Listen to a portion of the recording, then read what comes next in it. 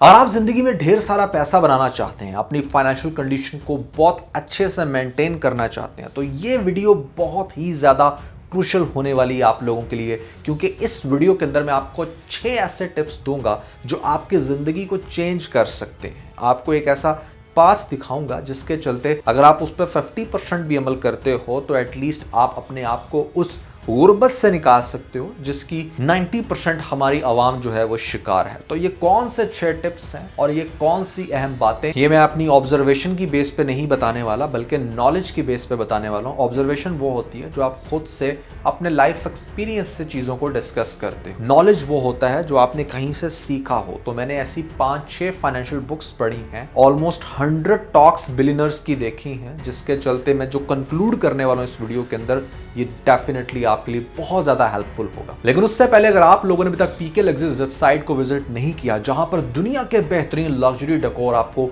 50% of पर मिल जाते हैं, नीचे डिस्क्रिप्शन में और पिन कमेंट में आपको लिंक मिल जाएगा।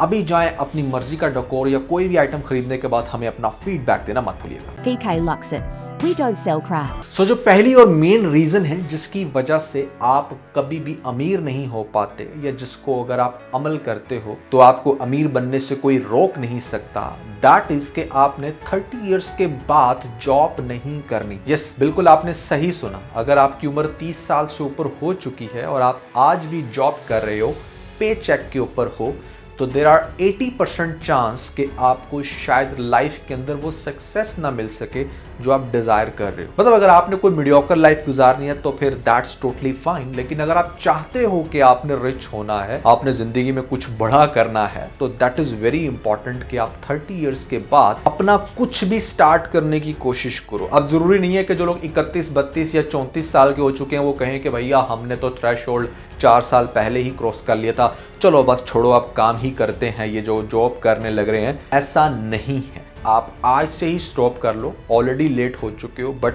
It's not that late. Do something at your own, कुछ भी करो लेकिन अपना बिजनेस करो। अगर आप 20 साल से ज्यादा के हो चुके हो तो आपको जॉब लाजमी करनी चाहिए या कोई भी अपना अर्निंग सोर्स क्रिएट करना चाहिए। और अगर आप 30 क्रॉस कर चुके हो तो फिर आपको जॉब नहीं करनी, फिर आपको अपना काम करना है। सो ये है पहली टिप। क्या करना है, किस तरह करना है, that is totally up to you. आप चाहे कोई रेडी लगा लो, लेकिन मिशन आपका ये होना चाहिए कि मैंने इसको एक्सपैंड करना है। जैसे सब्जी रेडी के ऊपर भी बिकती है और बड़े बड़े मॉल्स में भी बिकती है, दोनों का कोई ना कोई ऑनर होता है। दोनों बिजनेस कर रहे हैं, एक वो जिसने अपने बिजनेस को स्केल किया और एक वो जो आज वहीं पर रेडी लगाता है जहां पर 10 साल पहले लगाता था। तो डिफरेंस होता है। बिजनेस को हमेशा स्केल करना चाहिए। ये मेरे टिप के अंदर एक टिप है जो मैं आप लोगों को दे रहा हूं। बिजनेस कभी भी अगर आप क्रिएट करते हो तो उसको आप लिमिटेड ना रखो। आपको हर वक्त ये सोचते रहना है कि अच्छा मैं इसको स्केल कैसे करूं, अच्छा मैं अपने एम्प्लॉइज कैसे बढ़ाऊं, अच्छा मैं किस तरीके से मजीद प्रोडक्ट्स इंट्रोड्यूस करवाऊं। कुछ लोग ऐसे करते हैं कि मतलब वो थोड़ा सा काम स्टार्ट किया, बहुत अच्छा चला और बस उसी में रहते हुए कि भैया यही नहीं संभाला जा रहा, क्या करें इसको मजीद बढ़ाकर। नहीं, ऐसा नहीं करना। आपको एंटरप्रेन्योर बनना चाहिए, कभी भी बिजनेसमैन नहीं बन के रहना चाहिए। आपकी ये सोच होनी चाहिए कि आप चीजों को कैसे स्केल कर सकते हो। सो टिप नंबर 2, आपने बिल्कुल भी अपनी एकेडमिक एजुकेशन के ऊपर बहुत ज्यादा टाइम नहीं वेस्ट करना। मैंने ऐसे बहुत सारे लोग देखे हैं जो कहते हैं कि भैया अभी तो हम 21 साल के हैं, 22 साल के हैं, अभी तो मैं यूनिवर्सिटी में जाऊंगा, यो करूंगा, चिल करूंगा, पार्टी करूंगा, 25 साल के बाद देखूंगा अच्छा क्या करना है। Wrong decision. ऐसा करने से आप अगर फाइनेंशियली बहुत ही ज़्यादा रिच हो, फिर तो हो सकता है कि ज़िंदगी के अगले 10-15 साल मज़ीद आप इंजॉय कर सको अपने पेरेंट्स की दौलत का बेड़ा गर्क करने में। लेकिन अगर आप इतने स्टेबल नहीं हो और आप एम रखते हो कि आपने स्टेबल होना है, लाइफ में कुछ बड़ा करना है, तो भैया अपने आप को फौरन से इंगेज करें। स्पेशली जब आप अपना इंटरमीडिएट क्लियर कर लेते हैं, जब आप ग्रेजुएशन में एंटर होते हैं, तो साथ अपनी कोई पार्ट टाइम जॉब करें या कोई भी ऐसा अर्निंग सीन क्रिएट करें। और वैसे भी जैसे कि मैंने कहा कि 20 साल की उम्र तक तो वैसे भी मतलब आपकी वो ग्रेजुएशन तो यस हो ही जाती है, या आप उसके अंदर कुछ लोग अभी एंटर होते हैं। तो 20 साल का थ्रेशोल्ड मैंने इसलिए रखा है कि 20 साल में बाय हुक एंड क्रूक आपको कोई भी काम करना है, चाहे आप स्टडी कर रहे हो, साथ साथ स्टडी करो, बट आपने साथ साथ काम भी करना है। अब बहुत सारे लोग ये कहेंगे, जिनको मैंने पिछले टिप में बताया कि अगर 30 साल के बाद कोई जॉब ही नहीं करेगा तो फिर आप बिजनेस ओनर होकर एम्प्लॉय कहां से लाओगे? एम्प्लॉयज हमेशा 20 से 30 साल की रेंज में रखना चाहिए, क्योंकि ये एक ऐसी एज होती है जिसमें सबसे ज्यादा एफिशिएंट आपका वर्कर काम कर रहा होता है। 20 साल की उम्र में आई पर्सनली बिलीव कि अगर तो आपके बाप दादा को कोई बिजनेस है उसको तो आप कैरी ऑन कर सकते हो, लेकिन अगर आपने कोई फ्रेश बिजनेस स्टार्ट करना है तो आई वुड हाईली इंकरेज कि आप 20 से 30 साल की उम्र के अंदर उस स्पेसिफिकली बिजनेस की जॉब करें, ताकि आपके पास रेलेवेंट एक्सपीरियंस हो और 30 के बाद जब फिर आप बिजनेस करेंगे तो आप छा जाएंगे। विद इन ईयर और 2 आपको एक बहुत अच्छा पॉजिटिव रिस्पॉन्स मिलेगा। नंबर 3, और जो सबसे बड़ी मिस्टेक है आप लोग करते हो जिसकी वजह से आप कभी भी अमीर नहीं हो पाते, बावजूद इसके कि आपने लाखों की जॉब की होती है, आपने बहुत अच्छा बिजनेस भी स्टार्ट कर लिया होता है, बहुत अच्छा अर्न भी कर रहे होते हो, बट फिर भी आप बैंकरप्ट होने के चांसेस आपके बहुत ज़्यादा होते हैं। आप अगले 10 साल में फिर से अपना दिवालिया निकाल बैठे होते हो। मतलब अगर आपने 20, 25, 30 साल में बहुत अच्छा कमाया, 30 साल की उम्र में बिजनेस भी बना लिया, पैसा ठीक ठाक आ रहा है, लेकिन किसी वजह से बिजनेस एकदम से ठप हुआ 5 साल के बाद और आप 40 साल की उम्र में फिर बैठे हो सर पकड़ के, भैया अब क्या करूं? उसकी सबसे बड़ी रीज़न ये होती है कि आपका हमेशा फोकस स्पेंडिंग पे होता है, इन्वेस्टिंग पे नहीं होता। तो ये तीसरे टिप है आप लोगों के लिए कि आपने अपनी इनकम का एक एटलीस्ट 30% पोर्शन हर माह इन्वेस्ट करना है। और वो इन्वेस्टमेंट अगर आप 30 साल के बाद कर रहे हो, लाइक अपने बिजनेस में कर रहे हो कंटिन्यूसली, तो बिजनेस ऑटोमेटिकली स्केल अप होता जाएगा। जो मैंने शुरू में बात की कि बिजनेस को आपने कभी भी स्टक नहीं करना, आपने उसको स्केल करते चले जाना है। और जॉब टाइम पे अगर आप लेट से अपना वो 30% एक साइड पे कर रहे हो, तो इन्वेस्टमेंट की बहुत सारी ऑप्शंस हैं जहां पर आप अपना पैसा इन्वेस्ट करके बहुत अच्छा रिटर्न ले सकते हो।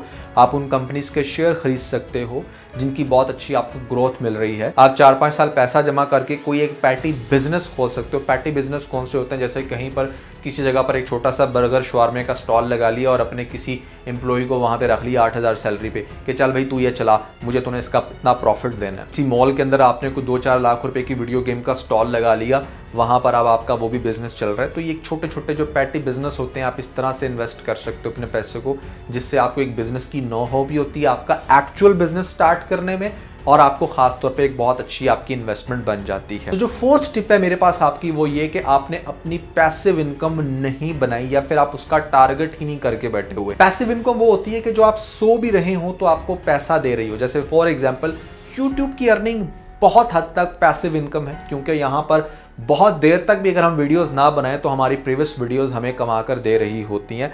दैट्स व्हाई पाकिस्तान में यूट्यूब का एक बहुत अच्छा ट्रेंड है, लोग यूट्यूब से बहुत अच्छा अर्न कर रहे हैं, इंक्लूडिंग माई सेल्फ। आज चूंकि फाइनेंस के ऊपर बात हो रही है तो सारी चीज़ें खुल के होंगी, तो that is also very good passive income. But मैं रेकमेंड करूंगा कि आप इससे भी ज़्यादा स्ट्रॉन्ग पैसिव इनकम की तरफ जाएं। जैसे लेट्स से अगर आपने 10 साल वो जॉब की है, 20 से 30 साल, आपको सारी चेंज एक दूसरे के साथ मिला के बताऊंगा, तो आपने उस पैसे को क्या करना है कि किसी प्रॉपर्टी में इन्वेस्ट कर देना है। आप एक छोटा सा फ्लैट ले सकते हो। आपका क्या ख्याल है कि अगर आपने 10 साल 20 से 30 साल जॉब की है और आप 30% सेव करते हो, तो क्या 10 साल बाद भी आप इस कंडीशन में नहीं होंगे कि 40, 50, 60 लाख रुपए का किसी अच्छी जगह पर बहुत अच्छा फ्लैट ले सको और वो फ्लैट आपको 40 से 50 हज़ार रुपया महाना कमा कर दे as a rental income?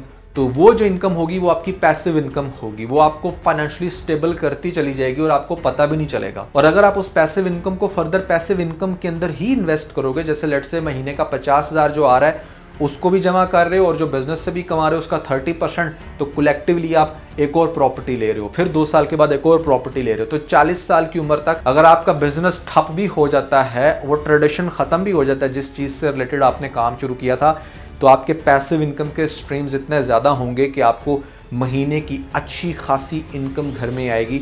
Even if you don't do anything, आपको किसी के ऊपर डिपेंडेंसी की जरूरत नहीं होगी। जब बहुत सारे लोगों को ऐसा लगता है कि अगर मैं बहुत ज़्यादा कमा रहा हूँ और मेरे पास ढेर सारा पैसा महीने का आ रहा है तो मैं बहुत रिच हूँ। रॉन्ग। आप कभी भी रिच अपने आप को कंसीडर नहीं कर सकते based on your monthly income.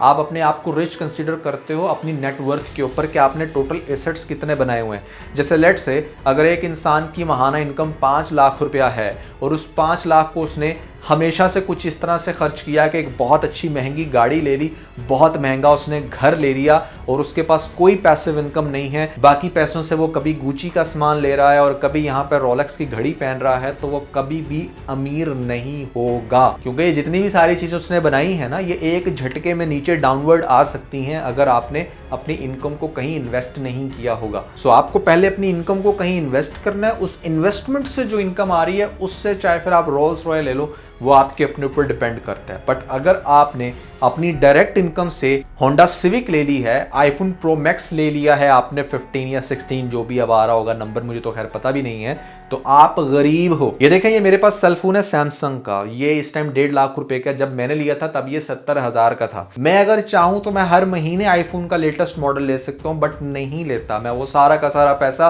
अपने बिजनेस में इन्वेस्ट कर देता हूं, या मैं कहीं प्रॉपर्टी जाकर ले लेता हूं। मैंने अपने आप को फाइनेंशियली इस तरह से स्टेबल किया है कि मेरी बला से आज यूट्यूब चैनल बंद हो जाए, आज के आज बिजनेस फ्लॉप हो जाए, तो भी टेंशन नहीं है। I can still go to the Dubai और वहां बीच पर लेट के लेमनेट पी सकता हूं। मुझे किसी भी चीज पर डिपेंडेंसी की जरूरत नहीं है। And that's how you make your self rich person. बहुत सारे यूट्यूबर्स आपको ऐसे देखने को मिलेंगे जो मतलब पूरी की पूरी इनकम करोड़ों की गाड़ियों में लगा देते हैं। लैंड क्रूजर ले लिया है हमने, प्राडो ले ली है भैया हमने, ऑडी ले ली है। कोई फायदा नहीं होता ऐसी इनकम का जो इनकम आपकी बैक ना कर रही हो आपकी पैसिव इनकम से। नंबर 4 पे जो पॉइंट है दैट इज कि आप अपनी गॉड गिफ्टेड क्वालिटी को निगलेक्ट कर रहे हो। इस दुनिया के अंदर हर इंसान के अंदर कोई ना कोई गॉड गिफ्टेड क्वालिटी होती है। जैसे बीकॉम करने के बाद मुझे इस चीज का एहसास हुआ कि अरे यार, मैंने तो ऐसे ही अपने साल अकाउंट्स में जाया किए, मैं तो बहुत अच्छा ग्राफिक आर्टिस्ट था, और उसी के चलते मैंने जो बैंक अकाउंट पे कैशियर की जॉब लगी थी मेरी, लोगों के नजदीक बैंक की जॉब बड़ी इंटरेस्टिंग बड़ी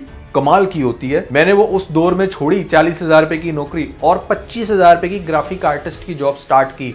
और फिर एक साल में मेरी 25,000 की जो जॉब थी वो चली गई थी लाख के ऊपर, और जो मेरे साथ का कैशियर 40,000 ले रहा था ना, वो मैक्सिमम 45 पे पहुंचा था। क्योंकि मेरा इंटरेस्ट उस चीज में था, ग्राफिक्स में, तो वहां पर मेरी ग्रोथ रेट मैसिव था। So you need to think about कि आपकी गॉड गिफ्टेड क्वालिटी क्या है। जैसे बचपन से ही मुझे मेरे दोस्त भी कहा करते थे कि भैया तुम बहुत अच्छे वकील बन सकते हो, तुम्हें केस बहुत अच्छा लड़ना आता है। तो मैंने सोचा कि भाई मैंने तो ऐसे में LLB किया ही नहीं है, तो मैं किसी अदालत में जाकर केस क्या लड़ूंगा, तो क्यों ना मैं ड्रामों का केस लड़ूं यूट्यूब पे। गॉड गिफ्टेड क्वालिटी तो यूज होगी ना, लेकिन उसके चलते क्या हुआ कि ग्रोथ रेट बहुत अच्छा मिला। तो अपनी गॉड गिफ्टेड क्वालिटी को यूज करो। क्या आप बहुत अच्छा वेट लिफ्ट कर लेते हो? क्या आपको भागना बहुत अच्छा आता है? तो मैराथन रेस ज्वाइन कर लो, कोई अच्छा जिम बना लो। या अगर आपको ऐसा लगता है कि नहीं भैया आपके अंदर बहुत अच्छे स्किल्स हैं अपनी पर्सनालिटी को मेंटेन करने के, तो मॉडल बन जाओ। You need to use your god gifted quality to boost your income and that's how you will become rich near future. अच्छा, मैंने भी 5th नंबर पॉइंट डिस्कस किया था, क्या उसको 4 दिया। अब हम बात करते हैं लास्ट पॉइंट की, एंड दैट इज माइंडसेट।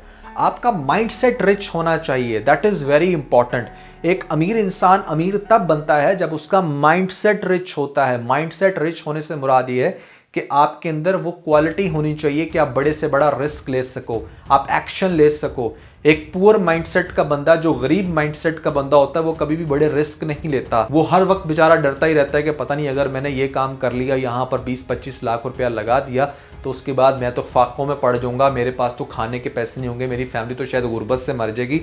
आज के दौर में ऐसा नहीं होता। Yes, you will always get good experience. अगर आपको कोई भी बुरा एक्सपीरियंस भी होता है तो वो भी आपका गुड एक्सपीरियंस ही होता है। But at the end of the day एक बहुत ही फेमस कोट है, mistakes are painful when they happen but years later a collection of mistakes is what is called experience which led us to success. तो यहाँ पर हमें वो सारी मिस्टेक्स करनी है जो हमें फिर सक्सेस की तरफ लेकर जाएं। अपना माइंडसेट बनाएं कि आपने ये टारगेट अचीव करना है।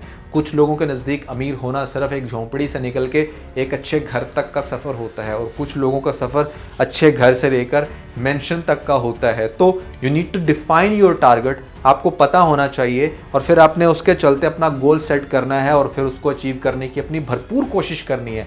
जब आप अपना बेस्ट देते हो ना किसी भी काम में, मेरी एक बात याद रखना, 90% वो काम उसी टाइम हो जाता है, 10% वो सफ़र करवा देता है जिस सफ़र में आप निकल पड़ते हो। तो भैया दैट्स एवरीथिंग अबाउट के कौन से वो 6 स्टेप्स हैं जिसका चलते आप बहुत अच्छे सुपर डुपर रिच हो सकते हो। And that was the first episode of mister Numan special. मैं वीक के अंदर कोई एक वीडियो एटलीस्ट लाजमी इस तरह की डाला करूंगा जो बिल्कुल बियॉन्ड द एज हो, जो हमारे स्टैंडर्ड ड्रामास के टॉपिक जैसी ना हो, उसके अंदर कुछ डिफरेंट, कुछ यूनिक हो। तो कैसा लगा आपको मेरा ये नया इनिशिएटिव, कमेंट सेक्शन में मुझे जरूर बताइएगा। इसके अलावा अगर आप लोगों ने मेरा ये व्लॉग नहीं देखा तो ऊपर आपको लिंक मिल जाएगा, जल्दी से लिंक पे क्लिक करके वीडियो देख के अपना फीडबैक मुझे जरूर दीजिएगा।